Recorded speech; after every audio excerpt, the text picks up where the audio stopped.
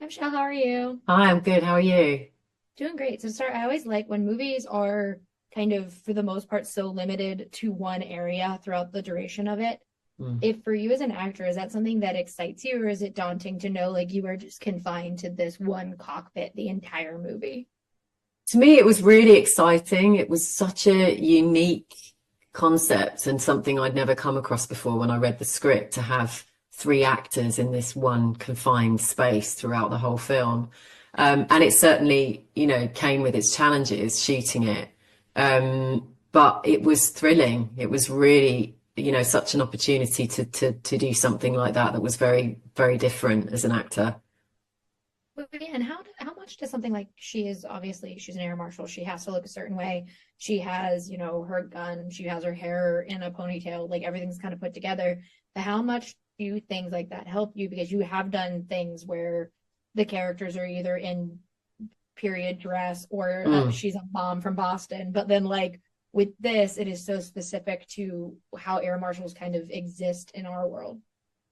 Yeah, I've always been fascinated with that profession, and a state marshal is a profession that I wasn't really aware of what that entails, and the responsibility that role, the people who do that for what that responsibility is, and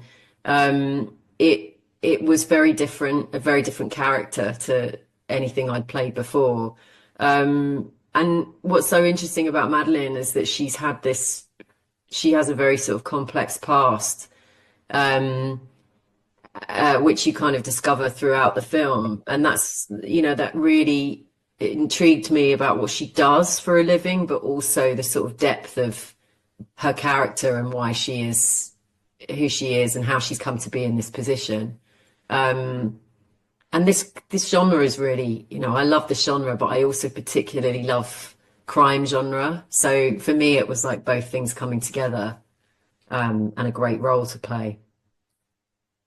Yeah, well, I want to ask a kind of fun question because I do think it is funny that Mark Wahlberg is listening to a bop. Like that is a song that I genuinely love, and she seems annoyed by the song choice. If you were in that situation, you put on these headphones, you're already kind of uncomfortable. What song would it be that you're just like, why is this playing? I absolutely cannot stand that I have to listen to this song of all things. I mean, I actually love that song, Yeah, it's and I such a can't good tell song. you how much that song was in our heads throughout the film. Um, we even got t-shirts at the end of the film. The crew, we all had a t-shirt made at the end with flight risk on it, and it says on the back, "How does it feel?" But and I think that was a song that Mel wanted to use from the very beginning. Um, and I think that the expression that Madeline has when she hears it, it's very surprising that this guy is listening to this particular song. It's and I love that there's so much humor in this film actually, and really kind of surprising moments like that.